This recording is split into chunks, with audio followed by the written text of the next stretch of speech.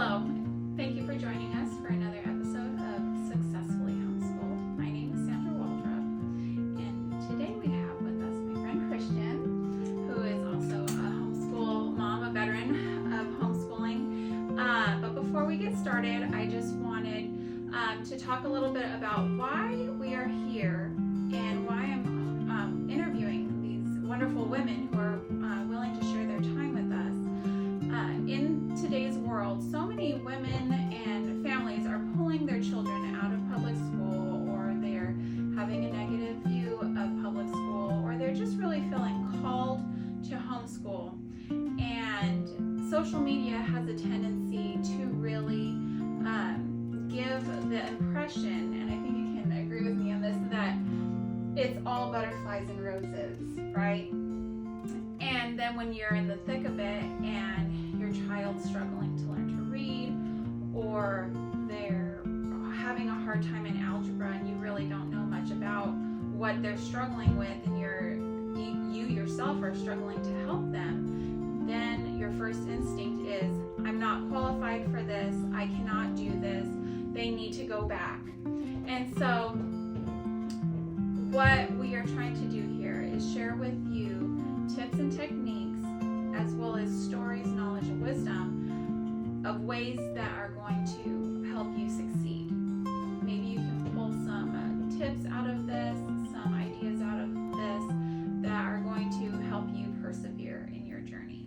So I just want to thank you for being here today again. So Christen, tell us about yourself and your family. Okay, so I am second generation homeschooler. So that means that I was homeschooled myself as a child. So my mom started homeschooling me when I was in second grade, and my younger brother was just going into kindergarten, and my younger brother than that wasn't in school age yet. So in fact, according to my mom, it was still illegal to homeschool. Wow. So I think pretty soon after that, it did get legalized. But Right. I mean, when we were growing up, we weren't allowed to tell people we homeschooled. Wow. So if we did, we didn't go out during the daytime a lot. And like if a school bus drove by to drop off the kids in the neighborhood, we had to go inside. Like if people drove by, we couldn't play outside during the day. And then we did have to go somewhere during the day. You know, my mom would say, if anyone asked, just say your school's out today or something, Yeah. or something like that. You know. Yeah.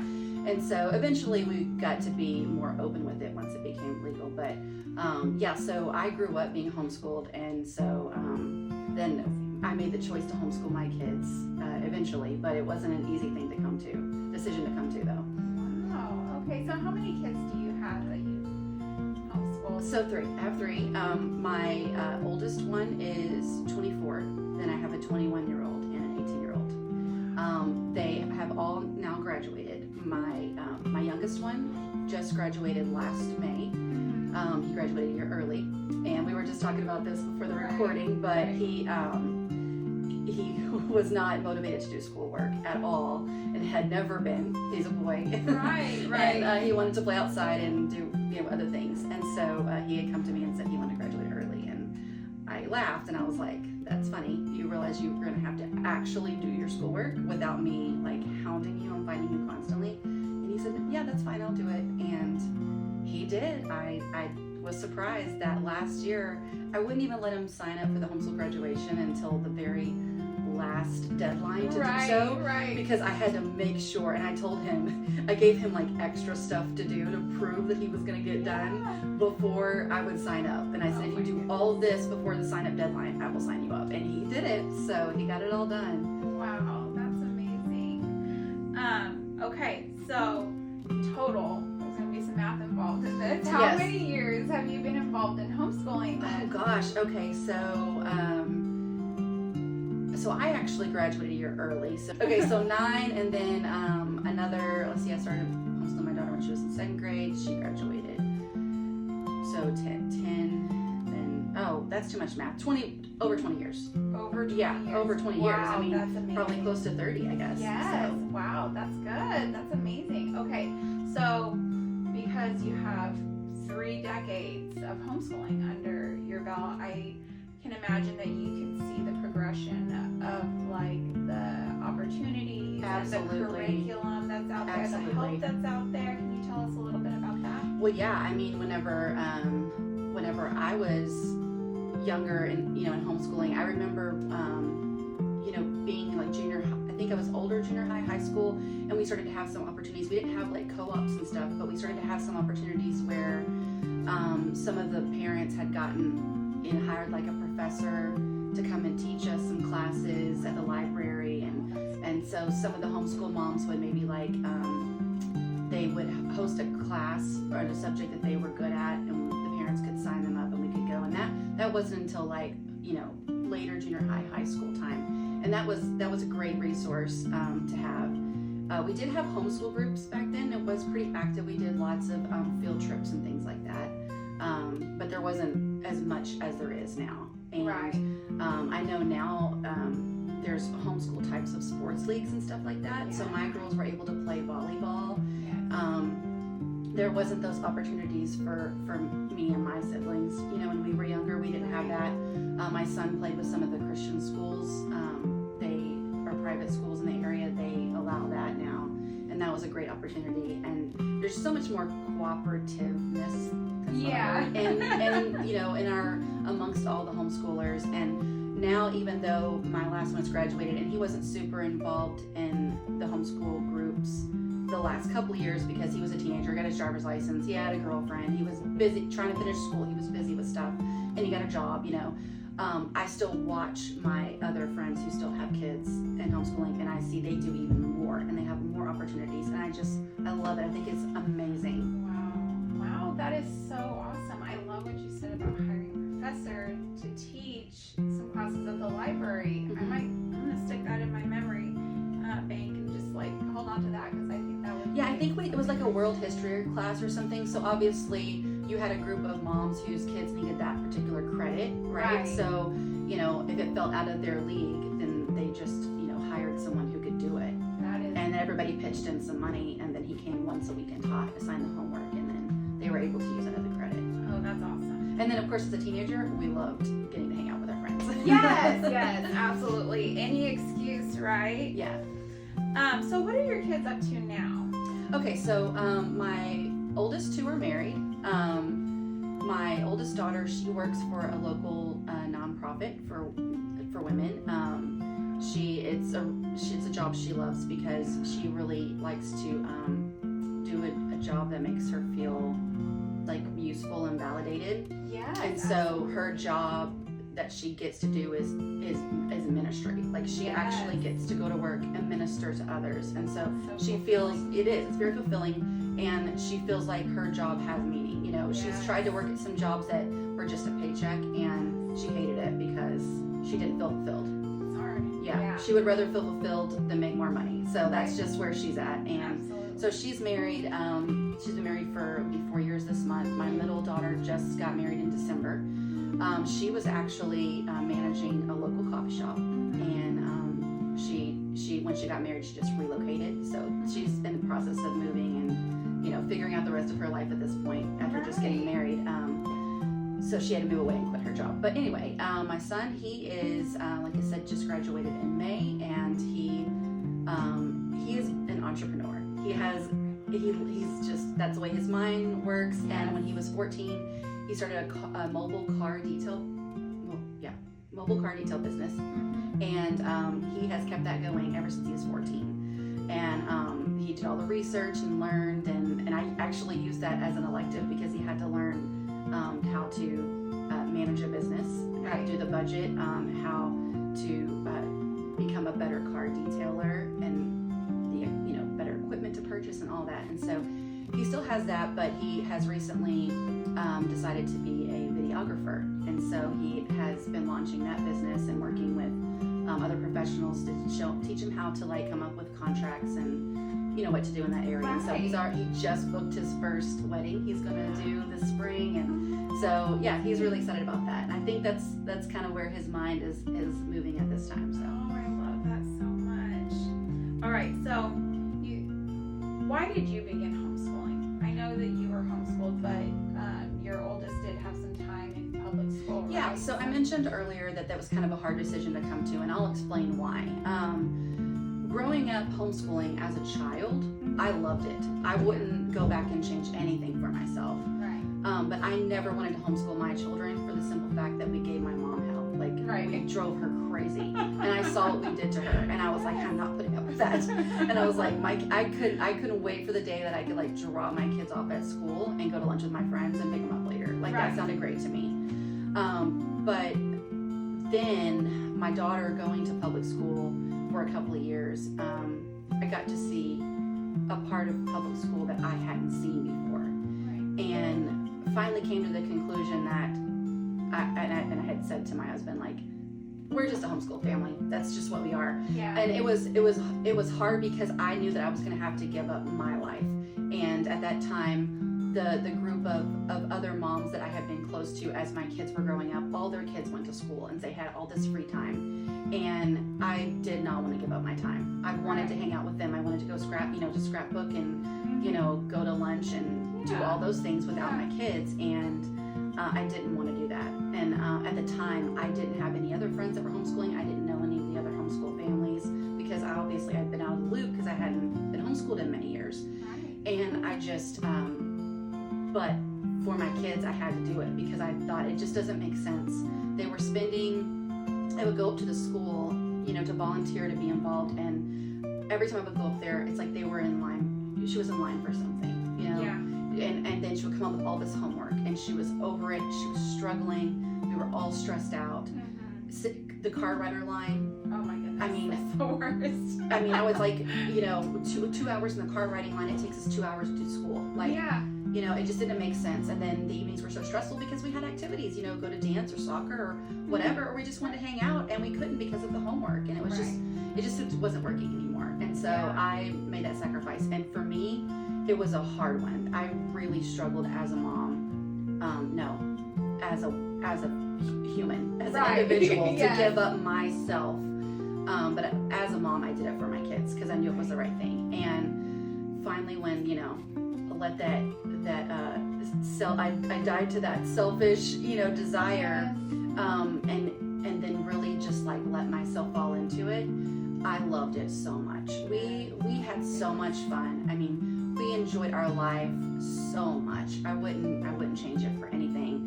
So I'm glad that I struggled with that because it got me to the other side of it. So that is how I came to that decision. I love that so much. For real, yes. That is beautiful. Okay, so you already mentioned that your youngest gave you some trouble with wanting to do the schoolwork until the end. What are some other struggles that you've had in your journey? Well, I would say that all my kids really fought me. My kids are strong-willed individuals, and the bonus for that is that they're not easily influenced by others. So I never had to worry about a lot of pressure, and I always knew that they would probably be the leader in the group. But the negative side of that is they fought me all the time. So school was always a fight, and I worked really hard to try to make it as fun as possible. We did lots of unit studies, lots of group things. I was constantly changing curriculum because you've got 3 different kids with 3 different learning styles. Right. And you have to figure out as each one's coming up what their learning style is and try to help them with that. Yes. So that was definitely a struggle. But when I finally threw out everybody else's idea of what school should look like or what the public school says school should look like, and I just started doing things our way, whatever worked for us. Right. And I started trying some different methods. I read a book about unschooling, and I couldn't even say the word without making other people panic. Right. But I was like, you know what, one semester, we're going to, I did it like a reverse, I think you could say, like, because we were all kind of burnt out. So I said, what I'm gonna do, instead of making lesson plans, we're going to unschool, and then I'm gonna go back at the end of the day and record everything that we did that was learning while we were not schooling. And I did that for a whole semester. That's awesome. As like an experiment to see. And then it gave me like a completely different idea of what just like learning while you lived looked like. And then it helped me going into the next semester really figure out how to incorporate more traditional type learning with also unschooling, and to come up with a solution that worked for us. And then a few years later after that, we started to bring in like co-ops and things like that, and that was wonderful. That was wonderful too. So yes, that's amazing. I love that. I know for me personally, as a graduated public schooler, that I kind of unschooled after I graduated to learn how to live, because you don't learn that in public school. No, that's true. You don't. There's no living. It's just all about like studying. Yes. Study, like putting in and putting it in and spitting it out. Yes. So that's really amazing. Okay, so what do you believe played the biggest role in your success? I think not being too stubborn on how I thought things should go. Being able to realize when something wasn't working and let it go. Yes. That was probably I think the biggest thing is being brave enough to go against what other people thought, because I know people nowadays in the homeschool, they talk about how things change. They're much more open-minded about different types of learning styles, teaching styles, homeschooling styles, and they realize that every family has a different way. When I was homeschooling my kids, it wasn't that as much. And you had a lot of moms still having meltdowns at Park Day because their box curriculum was not working. Right. And they did not feel confident enough to step out of that. And so it was showing up at Park Day and the whole family comes out of the minivan crying because it's not working, and then the mom feels like a failure. And I had those moments too. We all do as homeschool moms, and it's wonderful to have those support groups, because you need to be able to have those moms that you can cry on their shoulder and they can support you and encourage you that it's okay if it's not working. Try something else. Here, I tried this, try that. Here's this website, here's this blog, this podcast, whatever. And I think knowing that I could quit beating my head against the wall when something wasn't working, even if it meant taking off a few weeks and saying, okay, we're not even going to touch math till we figure out what to do. Right. Just being able to pivot, saying this isn't working, let's figure out something else. I would say that is my biggest success. That's amazing. So you are also a working mom, though, yes. Right? Mm-hmm. And so how many years have you been working and homeschooling? Yeah, so I didn't always work. I started working when my oldest daughter was in high school. She was 16, and it was some part-time work, easing myself into. I'm a real estate agent, so I went into that career. I chose that because my kids were old enough to, at that point, to kind of like have some self-sufficiency, do a lot of the schoolwork on their own. They didn't need me so much anymore, and so it just felt like the time was right. And also, those of us in real estate joke around that real estate's not a job, it's a lifestyle, because you kind of just do it. So my kids tagged along, and my son was the youngest at the time, and all the ladies at the title companies and stuff knew him. He would go to showings with me. He learned how to open the lock boxes and turn off all the lights and turn them back on. And so, it just became like a family business in a way. And so they became part of it. And it did become a little more challenging to juggle things when we had co-ops and I had expectations that I had to show up and do my part. Right. It did make it more stressful. But yeah, it is doable when you work. It absolutely is. You just may not be able to do it the same way that the ones who don't have a job do. And I know in today's time, financially, a lot of people need two incomes, or at least another part of an income. And as families, we have to get much more creative. And as a community, supporting each other. Yes. And being able to say, I know you want to homeschool your kids, but you have to work. So do I. Let's swap. Let's trade. Let's support. Let's help. Yes. That's amazing. Yes. Thank you so much. Just one last question. You get that call from your friend. She's done. She's over it. These kids are not listening. I know you said pivoting is really important. Is there any other advice that you could give her that's going to kind of bring her in off that ledge and keep her from quitting on her homeschool dream? Yeah, I think in my time as a homeschool mom, I watched friends give up, and they would have the dream and they would try it and they would give up. And I would say that there was one thing that was the common thing that pushed them over the edge every time, and it was their expectation of how it should look like and what should be done. Yes. And the only ones who were able to keep going were the ones who just let that go. But the ones who couldn't let that go were the ones who felt defeated. Yeah. And that breaks my heart, because it didn't have to be that way. But sometimes our expectations, and this doesn't just go for homeschooling, this can go with life in general, our expectations of how things should go can actually be the thing that kills the dream, kills the happiness, kills the joy in your life. And so, you know, if I get that phone call from a mom, which I have, I've showed up to park days where somebody's ready to quit. First question would be, is this a today thing, this past week thing, or is this an ongoing issue? Right. Sometimes if it's just that day or that week, you know, I remember like having some there were days when like I'm sitting there trying to do some things, and my sixth graders looking at me and they can't answer a simple question like, what's 1 + 1? Like I don't know.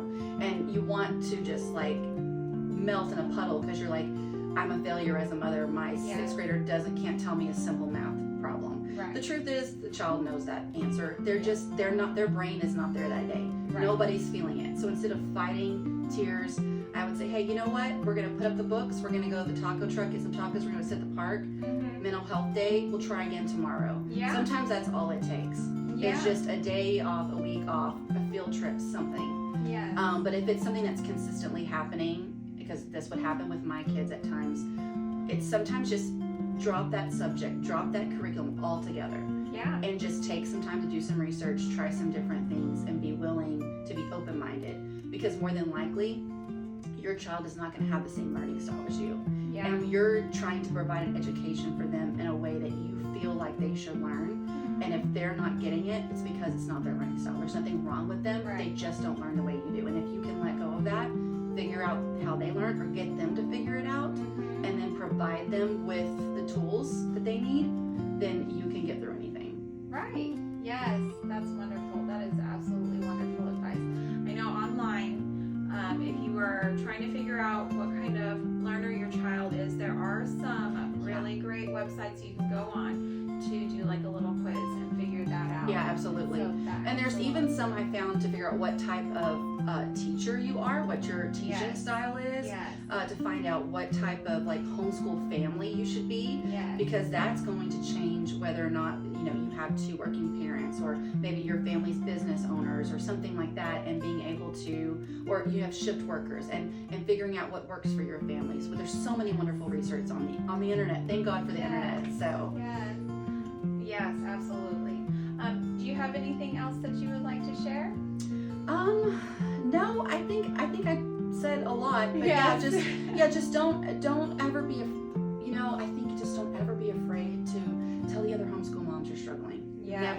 Never be afraid to say that, because if there's ever a mom that looks like she has it all together, she does not. And you know what, that brings me back. I do have something I want to say. You opened up by saying that it can look really good online, people's online presence. And you've got, their kids all sitting around the table doing their lessons, and they take a picture and it looks so perfect. And that's not life. And I will tell you, people say, what did you love most about homeschooling your kids? All the time I got to spend with them. What did you dislike the most? All the time I had to spend with them.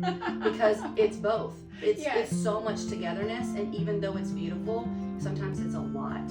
And don't be afraid to take time away if you need it. I mean, there were times whenever by 1 o'clock in the afternoon, I was already done. And I would tell my kids, I'm going to go in my room and I'm going to shut the door for a little bit.